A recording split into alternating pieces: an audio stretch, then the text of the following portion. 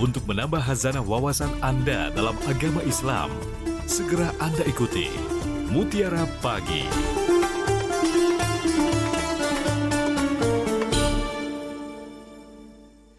Sembilan 92,4 FM Pro 1 RRI, kanal informasi dan inspirasi. Pendengar selanjutnya di Mutiara Pagi, kita sudah terhubung bersama narasumber kita pagi hari ini. Di Mutiara Pagi ada Ustadz Kiai Haji M. Dian Kristiawan. Assalamualaikum warahmatullahi wabarakatuh, Ustadz. Waalaikumsalam warahmatullahi wabarakatuh. Sehat kabarnya Ustadz pagi hari ini, Ustadz? Ya, Alhamdulillah. Alhamdulillah sehat. Ini tema kita pagi hari ini mengenai jalan menuju surga ya Ustadz ya. Ya. Baik, dan pendengar, nanti kami akan mengajak Anda untuk bergabung bersama Ustadz Kiai Haji M. Dian Kristiawan di line telepon di 0711369977. Kita terlebih dahulu mendengarkan kata pengantar mengenai tema kita pagi hari ini, jalan menuju surga. Silakan Ustadz. Assalamualaikum warahmatullahi wabarakatuh. Alhamdulillahirabbil alamin. Wal aqibatu lil muttaqin wala haula wala quwata illa billahil aliyil azim.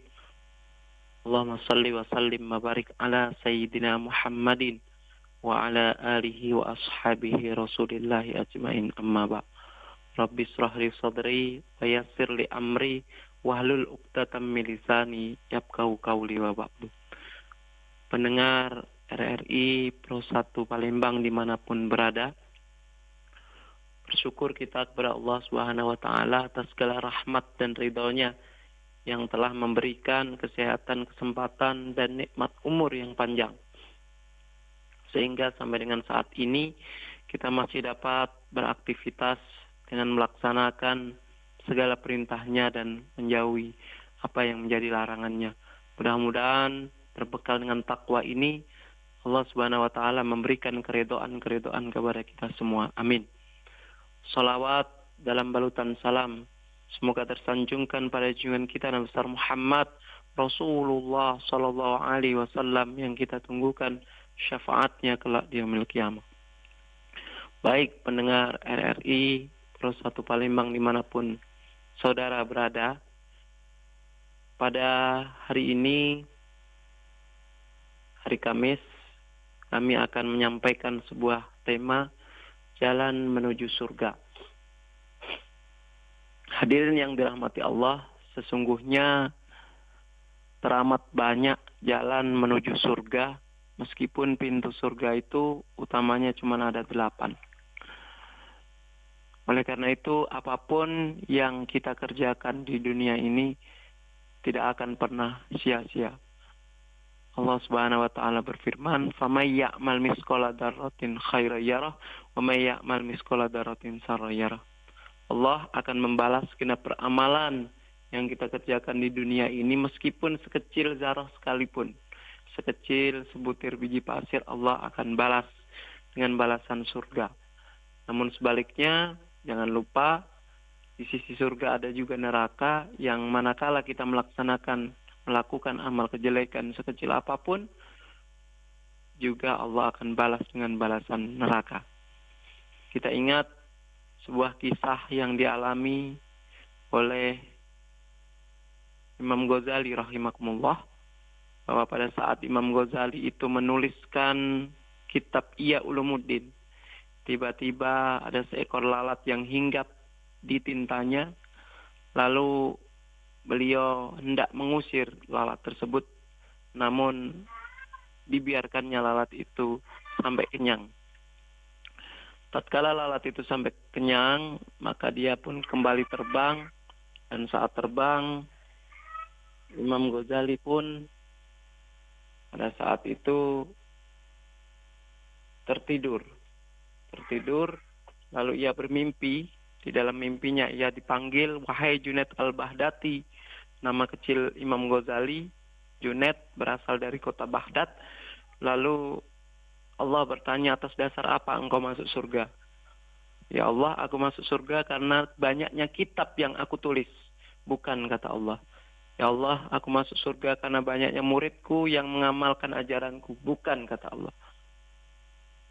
Dan terus, maka Imam Ghazali, Allah beritahu bahwa, "Wahai Junaid al-Baghdadi, sesungguhnya engkau masuk surga karena keredaanku yang telah engkau membiarkan seekor lalat, binatang yang hina dina di mata manusia, namun engkau memuliakan dengan membiarkannya meminum tintamu sampai kenyang. Dan inilah yang menyebabkan sang Imam Ghazali rahimahullah memasuki surganya Allah Subhanahu wa taala. Bayangkan saja sekelas Imam Ghazali, ulama ternama terkenal yang menuliskan banyak kitab sebagai rujukan imam-imam di dunia, rujukan ulama-ulama di dunia saja masuk surganya karena keridhaan Allah, membiarkan lalat meminum tintanya, apalagi kita yang mungkin jauh dari beliau, jauh keilmuannya, jauh ketawaduannya dengan beliau. Atas dasar apa kita masuk surga? Oleh karena itu, saudaraku semuanya, jangan pernah meremehkan jalan menuju surga apapun. Ya, pintu surga itu bisa kita lalui dengan jalan apapun. Terima kasih. Mudah-mudahan Allah Subhanahu wa taala akan melimpahkan rahmat dan ridhonya. Baik, dan pendengar itulah tadi pengantar kita mengenai jalan menuju surga. Yang ingin bergabung bersama Ustadz Kiai Haji M. Dian, silakan di line telepon kami di 0711369977. Assalamualaikum. Halo, assalamualaikum. Waalaikumsalam warahmatullahi wabarakatuh. Bu Kusmini di Plorimo, silakan Bu Kusmini. Iya, Mbak Bella. Assalamualaikum, Mbak Ustadz. Pak Ustadz. Pak Ustadz Dian. Iya. Ustadz Ya. Andi ya. Waalaikumsalam warahmatullahi wabarakatuh. Ya. Yang saya tanyakan Pak Ustadz, kalau Ya. orang suka sedekah, ngasih-ngasih anak yatim itu apa juga jalan memasuki surga ya Pak Ustadz? Baik. Nah itu aja Mbak Bella, Ya. Pak Ustadz. Assalamualaikum warahmatullahi wabarakatuh. Waalaikumsalam warahmatullahi wabarakatuh. Silakan Ustadz. Ya, Ibu Kusmini baik sekali peramalannya, memberikan makan dan minum kepada anak yatim. Ya. Itu kata Rasulullah, kelak di surga bersamaku bagikan dua jari ini. Rasulullah menunjukkan dua jarinya, artinya orang-orang yang memberikan makan dan minum kepada anak yatim, maka Allah akan menghadiahkan kita surga. Nah, ini juga termasuk jalan menuju surga. Bahkan Rasulullah menunjukkan dua jarinya, bertemunya kita dengan Rasulullah kelak di surga. Mudah-mudahan peramalan-peramalan yang mungkin kita anggap ya biasa saja, sepele, tetapi di hadapan Allah Subhanahu wa taala itu sungguh merupakan jalan baik menuju surganya Allah. Amin. Terima kasih. Baik, di belakang Bu Kusmini di Plorimo, silakan pendengar di 369977. Assalamualaikum. Halo. Halo. Waalaikumsalam Mbak Dela. Dengan siapa di mana nih Bapak? Sama Pak Basir Di mana Pak Basir? di Kenten. Di Kenten. Silakan Pak Basir. Oke. Ini Pak Ustadz apa namanya? Ustadz Dian, Kiai Haji M. Dian. Iya ya. Ini tolong dibantu Mbak Dela kalau kurang kedengaran nanti ya. Ini Pak Ustadz, saya mau tanya Pak Ustadz. Kalau kita puasa di 10 Zulhijjah itu Pak Ustadz, itu apa manfaatnya dan apa kira-kira pahalanya. Nah, kalau kita tidak sembahyang tidak puasa di 10 Zulhijjah, apa kira-kira mudaratnya? Kalau kita puasa apa manfaatnya? Setelah itu di waktu di satu waktu lebaran haji, kata orang mau puasa juga, itu kira-kira apa kira-kira apa ada manfaatnya? Tolong dijelaskan Pak Ustadz. Baik. Itu aja, Pak Ya. Ustadz. Segitu saja Pak Basir. Ya, Ya. gitu saja Mbak Dela. Assalamualaikum. Waalaikumsalam warahmatullahi wabarakatuh. Silakan Ustadz. Waalaikumsalam warahmatullahi wabarakatuh. Terima kasih Pak Basir di Kenten. Saya luruskan, Bapak, puasanya bukan di tanggal 10 Zulhijjah. Ya, tanggal 10 Zulhijjah itu hari raya Idul Adha, kita tidak boleh puasa, bahkan haram berpuasa. Ya, itu termasuk hari raya 1 Syawal, 10 Zulhijjah itu tidak boleh berpuasa. Ditambah tanggal 11, 12 dan 13 Zulhijjah itu hari tasyrik. Kita dilarang untuk berpuasa. Jadi Bapak kalau berpuasa tanggal 10 malah boleh Bukan boleh pahala, tetapi boleh dosa. Karena tanggal 10 itu hari raya. Ya. Kapan puasanya? Puasanya di hari ke-9, hari Arafah. Ya, nanti karena hari Idul Adha jatuh pada hari Jumat, berarti hari Jumat kita hari raya, berarti puasanya jatuh di hari Kamis, Pak. Kamis itu hari Arafah. Orang-orang di Mekah berangkat pada tanggal 8, tanggal 9-nya puasa Arafah kita. Yang di Mekah, orang-orangnya lagi di wukuf di Padang Arafah. Atau mungkin kalau lebih luas lagi, puasa di tanggal 8, namanya puasa Tarwiyah, menunggu. Ya, itu di hari Rabu. Jadi pahalanya kita sama-sama itu merupakan jalan menuju surganya Allah SWT dengan berpuasa. Insyaallah diampuni dosanya 1 tahun yang telah lalu, dan mudah-mudahan Allah lapangkan juga pada tahun-tahun berikutnya. Amin. Ya, kita tetap berniat berpuasa meskipun itu sunnah. Tetapi kalau nanti pas tidak kuat ya, karena uzur mungkin sudah sepuh, sudah tua, boleh berbuka. Karena namanya juga puasa sunnah, bukan wajib. Tetapi kita niatkan tetap berpuasa. Ya, tetap berpuasa minimal di tanggal 9-nya di hari Arafah itu. Waktu saya pergi haji juga saya nelpon, besok saya wukuf di Arafah. Anak-anak, istri, tolong puasa. Ya, mengingatkan keluarga untuk sama-sama puasa karena fadilahnya yang begitu besar. Jalan menuju surga juga. Allah ampuni segala dosa 1 tahun yang lalu. Ya, terima kasih. Baik, Ustadz, kita ke WhatsApp dulu, Ustadz, di 0821 7927 9090. Assalamualaikum warahmatullahi wabarakatuh. Pak Ustadz dari Ramadan di Sorong. Wah, ini jauh nih, Ya, Ustadz, di Papua Papua, ya. Apakah jalan menuju surga hanya ada satu jalan, yakni asyhadu alla ilaha illallah wa asyhadu anna Muhammadar Rasulullah, yang kata khotib hamba Allah umat Islam ketika akan meninggal ia sanggup membaca 2 kalimat syahadat maka insya Allah masuk surga. Mohon penjelasannya Pak Ustadz dari Pak Ramadan di Sorong. Silakan Ustadz. Ya, Pak Ramadan di Sorong. Jalan menuju surga itu sebagaimana yang saya sampaikan di awal sungguh teramat banyak. Bahkan kalau kita menghitungnya tidak akan terhitung. Ya, tidak akan terhitung. Asyhadu alla ilaha illallah itu jalan pertama, jalan utama. Orang syaratnya masuk surga itu adalah membaca syahadat. Berarti syaratnya adalah Islam. Ya, kalau sudah membaca syahadat, berarti orang tersebut tiket utama masuk surga sudah ia dapatkan.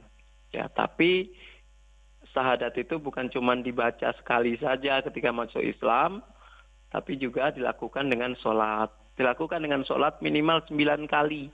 Jadi kalau 17 rakaat, itu 9 kali kita membaca syahadat. Jadi syahadat bukan cuma dibaca saja. Ya, kalau orang dibaca saja dia masuk Islam sudah nggak sholat lagi. Maka dilaksanakan implementasi dari syahadat itu adalah dengan sholat.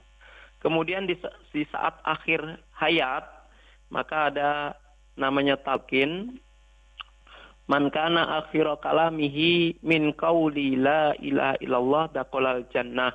Barang siapa yang akhir hayatnya, akhir kehidupan di dunianya membaca la ilaha illallah, maka dijamin masuk surga. Jadi la ilaha illallah itu diingatkan kepada orang-orang yang hampir mendekati ajalnya, ya.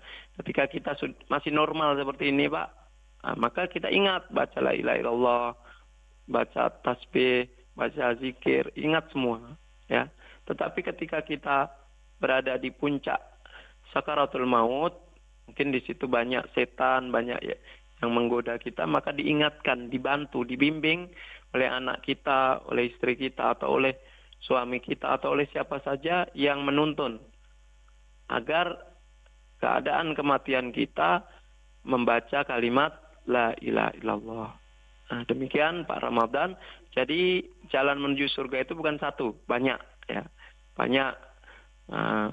Jalan yang utama adalah asyhadu alla ilaha illallah, karena itu syaratnya pertama adalah syahadat. Berarti dia Islam, dan syahadat itu dilakukan dengan sholat, dan akhirnya kita juga membaca la ilaha illallah, tiada Tuhan selain Allah. Demikian Mbak Dila ya. Baik. Di belakang Pak Ramadan di Sorong di 369977. Assalamualaikum. Waalaikumsalam warahmatullahi wabarakatuh. Pak Kliwon di Pulau Rimau, silakan Bapak. Makasih Mbak. Assalamualaikum warahmatullahi wabarakatuh Pak Ustadz. Waalaikumsalam. Waalaikumsalam warahmatullahi wabarakatuh. Ini Ustadz, maaf kalau agak menyimpang. Selama ini tradisi kita untuk mengirim leluhur, untuk mengirim ahli waris kita, untuk apapun yang kita baca itu surah Yasin. Apa memang harus surah Yasinian Pak Ustadz? Tidak bisa surah lain. Itu yang pertama. Kedua, selama ini tradisi kita nampaknya kalau sudah kita minta tetangga, minta saudara-saudara kita untuk membaca surah Yasin, membaca tahlil dan sebagainya, kita terlena, kita tidak mendoakan untuk almarhumah itu Pak Ustaz. Apa cukup itu Pak Ustaz? Terima kasih Pak Ustaz. Mohon maaf. Barakallah. Assalamualaikum warahmatullahi wabarakatuh. Waalaikumsalam warahmatullahi wabarakatuh. Silakan Ustaz. Ya, terima kasih Pak Kliwon dari Pulau Rimau. Ya, ini apakah membaca surat Yasin saja ketika kita berkirim kepada leluhur, bukan ahli waris Pak ya, tetapi kepada leluhur. Kalau ahli waris itu berarti di bawah kita, orang yang mewarisi kita itu namanya ahli waris. Tapi kalau leluhur itu orang di atas kita atau orang yang meninggalnya lebih dulu daripada kita. Bagaimana cara kita berkirim kepada mereka, kepada beliau-beliau? Apakah cukup surat Yasin saja? Biasanya surat Yasin. Yasin itu jantungnya Al-Quran. Nah, apakah boleh dengan surat lainnya? Boleh Bapak. Misalnya suratul Fatihah. Suratul Fatihah itu kan pembuka segala inti di dalam Al-Quran itu. Al-Quran itu dirangkum di dalam suratul Fatihah. Jadi bapak-bapak, ibu-ibu sekalian, bukan cuma surat Yasin saja. Saya setiap habis sholat, saya setiap teringat ya, setiap saya ingat ada orang meninggal, ada orang apa, saya teringat dengan orang tua saya bacakan Fatihah Pak. Ya, itu saya. Jadi teringat dengan almarhum istri, teringat dengan orang tua, teringat dengan mertua, saya selalu baca Fatihah kepada beliau-beliau karena lebih dulu daripada saya, ya. Terus apalagi tadi Mbak Dela ya, saya agak lupa ya. Tentang pembacaan Yasin, kalau misalnya dibacakan orang lain, kita jadi trainer dan tidak mengikuti membaca Ustadz. Oh iya. Inilah kesalahan kita. Kita ngundang 40 hari misalnya ya. Orang tetangga, Ustadz, Kiai sama-sama membaca Yasin atau membaca Fadilah Ummul Quran Suratul Fatihah. Kita kulur-kilir, tegak depan pintu, tegak depan pagar ya, sambil ngobrol malah ya, itu keliru. Jadi saya kemarin diundang oleh Pak Ketua, Wakil Ketua DPRD Pak Zainal Abidin, saya puji beliau, saya angkat baik beliau, karena beliau sebagai anak yang pada waktu itu 40 hari orang bapaknya, beliau berada di kalangan kami, di antara kami, para kiai, para ustadz yang membaca peramalan. Nah, ini contoh. Ya, jadi kalau kita ngundang tetangga, ngundang siapa, dalam rangka peringatan 40 hari atau haul orang tua kita duduklah di situ. Ya, kita duduk di majelis itu, kita juga membaca, dan kita juga mengaminkan doa para kiai, para ustadz tersebut. Oleh karena itu jangan sampai terlena kita mendapatkan bagian dari anak soleh. Idza mata ibnu Adam in qata'a amaluhu, setiap anak Adam yang meninggal itu terputus semua perkara kecuali awaladun soleh ayat ula, anak soleh ya. Anak soleh, kita dulu ambil peran sebagai anak soleh. Nah, kemudian ilmu bermanfaat dan sedekah jariah. Nah, kita ambil perannya sebagai anak soleh itu diantaranya adalah ketika kita mengundang orang lain yasinan, kita duduk di majelis itu dan kita ikut membaca. Ini kalau saya ceramah di mana-mana, saya sampaikan, saya panggil mana anaknya, mana menantunya. Ya, minimal lah dari 5 anak itu 1 anak itu ada yang di situ. Mungkin yang 4 perempuan ada di dapur atau ada di ibu-ibu itu ya. Tapi pas waktu peramalan, ya kita sama-sama beramal dong, sama-sama membaca Yasin, sama-sama membaca Fatihah. Demikian Pak Kliwon ya. Ya, Pak Kliwon di Pulau Rimau. Pulau Rimau. Ustadz, kita ke Pak Romli di Sembawa. Assalamualaikum warahmatullahi wabarakatuh. Pak Ustadz, saya Romli Jamal di Muara Damai, Kecamatan Sembawa. Pertanyaannya dari riwayat cerita Imam Rozali, misal ketika kita berkebun ada buah dimakan oleh monyet dan binatang lainnya. Terkadang kita ini kesal karena dimakan atau diikhlaskan saja, Ustadz. Dapat pahala nggak, Ustadz? Mohon pencerahannya, Ustadz, dari Pak Romli di Sembawa. Silakan, Ustadz. Ya, Pak Romli, kadang kita punya kebun dimakan monyet. Saya ini di pondok punya kebun juga, kebun jambu, dimakan sama anak-anak. Bagaimana, diikhlaskan saja atau berutuhan gitu ya? Ya kita ikhlaskan sajalah, kita ikhlaskan saja. Barangkali itu menjadi sedekah kita, jalan menuju surga juga. Ya, diikhlaskan saja. Juga harganya pun saya pikir harganya tidak seberapa. Mungkin ini peramalan yang tidak disengaja tapi mendapatkan keridhaan Allah karena kita mengikhlaskan. Jadi bagusnya diikhlaskan saja. Ya, silakan. Terima kasih Pak Romli. Baik, di belakang Pak Romli di Sembawa di 369977. Assalamualaikum. Halo, assalamualaikum. Waalaikumsalam, selamat pagi Mbak Dela. Dengan siapa di mana nih Bapak? Dari Batu Raja ini Mbak. Dari? Ya. Namanya Dari Pak? Bang Kiwai di Batu Raja. Bang Kiwai di Batu Raja. Silakan Ya. Pak. Apa? Silakan. Ya. Selamat pagi Pak Ustadz. Ya, saya mau tanya Pak Ustadz ya. Malah haji Pak Ustadz, masalah haji ya. Sekarang kan biasanya menghajikan itu Pak Ustadz ya. Dan yang meninggal atau yang sakit menghajikan. Nah jadi istilahnya tuh dihajikan meninggal Pak ya. Kalau misalnya, nah apakah itu sama nilainya dengan kita melaksanakan ibadah haji dengan menghajikan orang tua sudah meninggal? Nah itu aja Pak Ustadz. Kan itu kan ada sertifikatnya apa itu. Nah jadi saya kira samakah dengan nilainya dengan kita berhaji itu, kita menghajikan saudara atau orang tua itu. Itu aja Pak Ustadz. Baik. Terima kasih waktunya. Assalamualaikum. Waalaikumsalam warahmatullahi wabarakatuh. Silakan Ustadz. Ya, waalaikumsalam. Terima kasih Pak Bang Kiwai di Batu Raja. Jadi tanda cinta kita, kasih sayang kita kepada orang tua kita yang sudah meninggal dan orang tua kita belum sempat berhaji ketika hidupnya, maka kita sebagai anak adalah membadalkan, menghajikan, atau dalam bahasa kita menghajikan, memberangkatkan haji orang tua kita, namun yang melakukan adalah orang lain.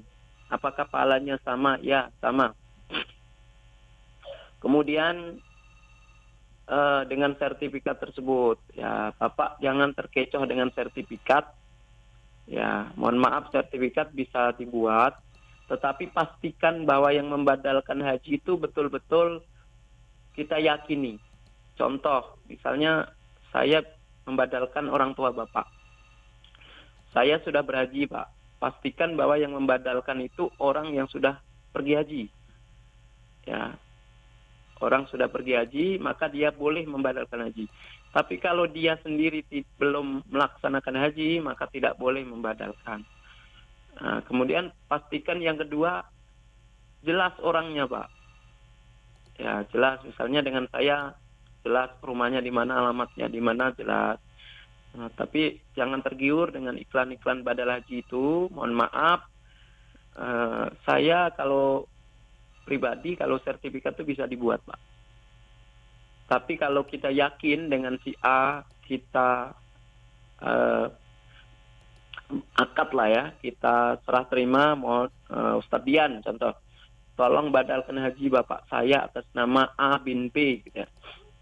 Kemudian saya terima Pak untuk membadalkan haji almarhum si A dan si B. Nah, ijab kabul di situ Pak. Kemudian Bapak menyerahkan mahar ya atau biaya. misalnya 15 juta atau berapa atau 20 juta atau berapa ya. Saya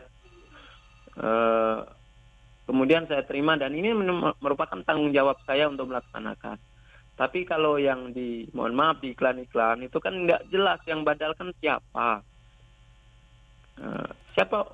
Kita datang ke apa itu namanya ya, biro lah ya, ke biro.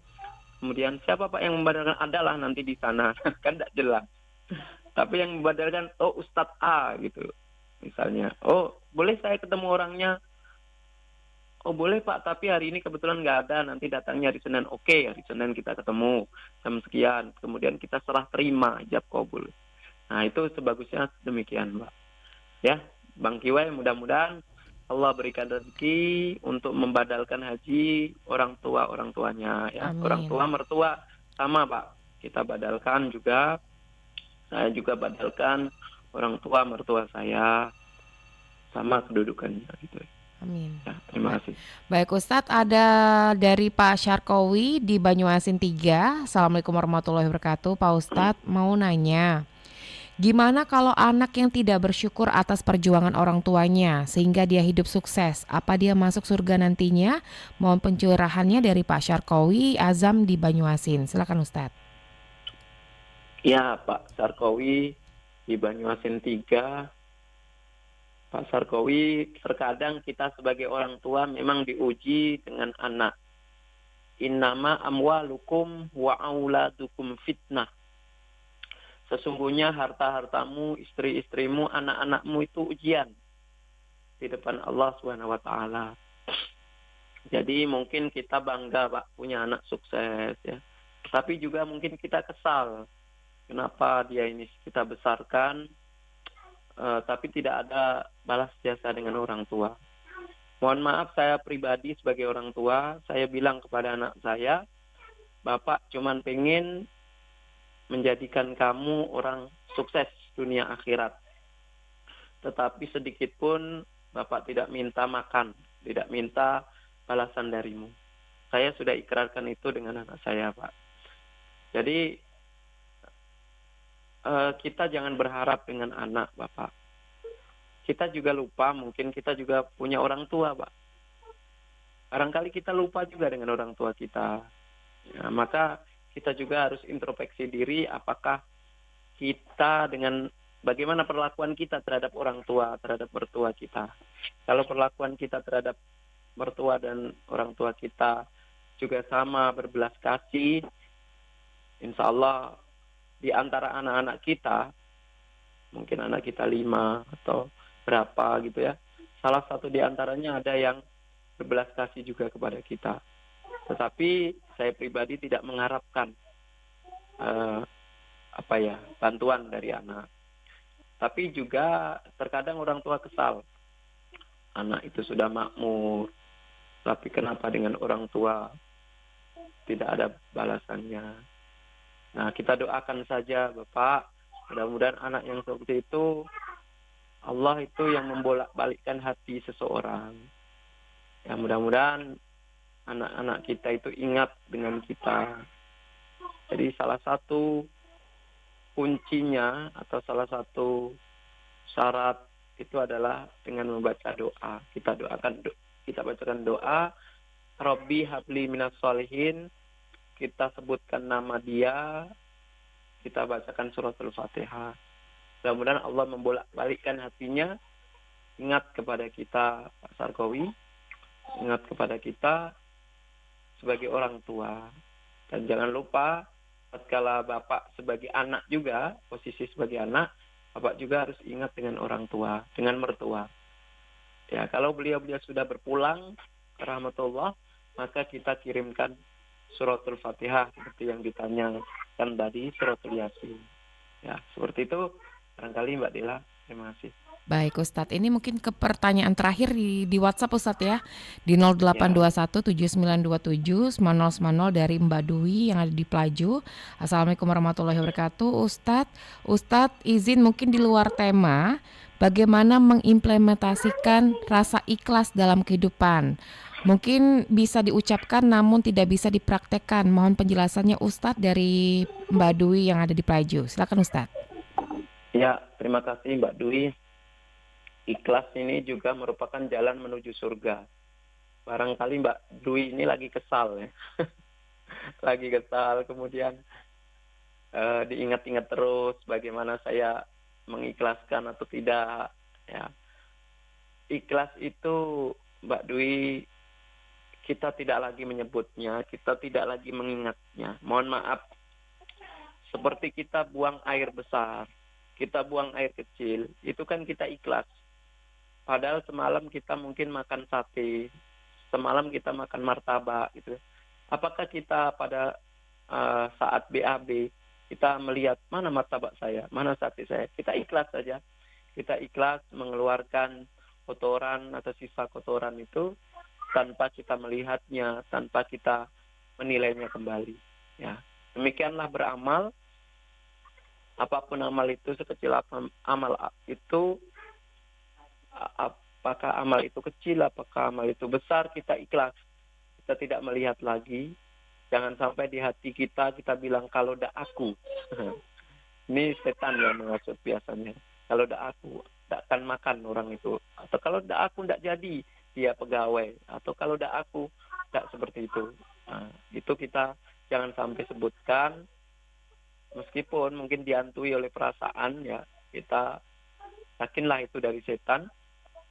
Dan kita ikhlaskan semua apa yang mungkin perlakuan kepada kita, mungkin yang lain-lainnya kita ikhlaskan. Dan ikhlas ini adalah jalan menuju surganya Allah Subhanahu wa taala. Jadi Mbak Dwi mungkin lagi ada masalah, mungkin ada yang ganjel ya, maka implementasi ikhlas itu adalah tidak mengingat-ingat lagi. Ya, baik itu kebaikan yang kita lakukan, kita ikhlas. Tidak mengingat lagi, bagaikan orang yang mohon maaf lagi BAB, itu tidak mengingat-ingat lagi dia apakah dia makan apa semalam gitu ya. Seperti itu Pak Dela, terima kasih. Baik, dan pendengar, untuk Anda yang ingin bergabung kembali, silakan di line telepon kami. Namun saat ini sudah mendekati pukul 6 waktu Indonesia Barat. Mungkin Ustadz bisa memberikan materi penutup untuk tema kita pagi hari ini. Silakan Ustadz.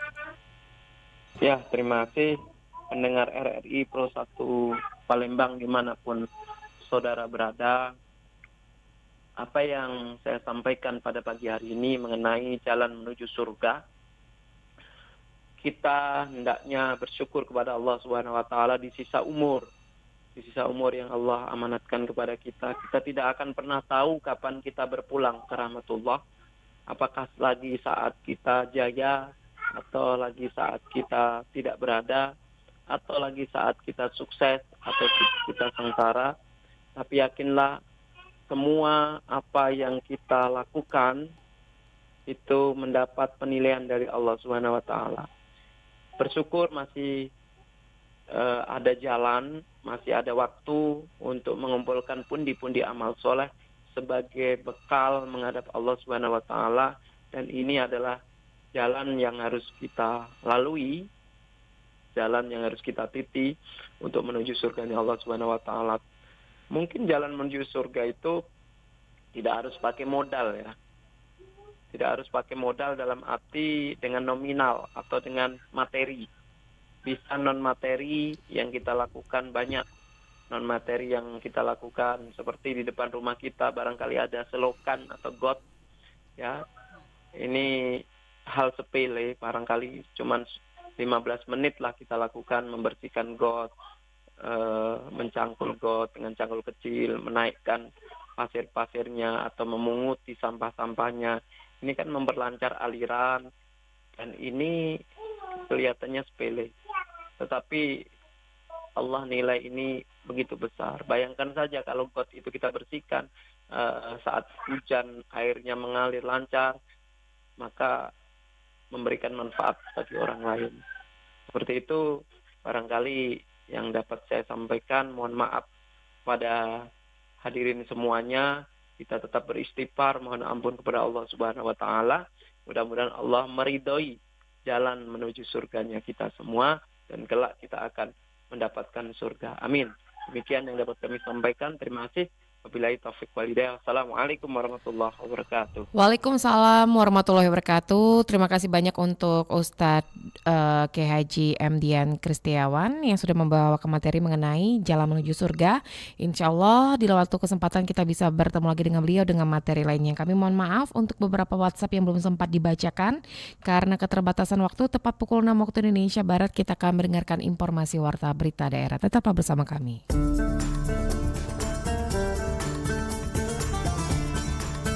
Baru saja Anda ikuti Mutiara Pagi. Terima kasih untuk kebersamaan Anda. Sampai jumpa.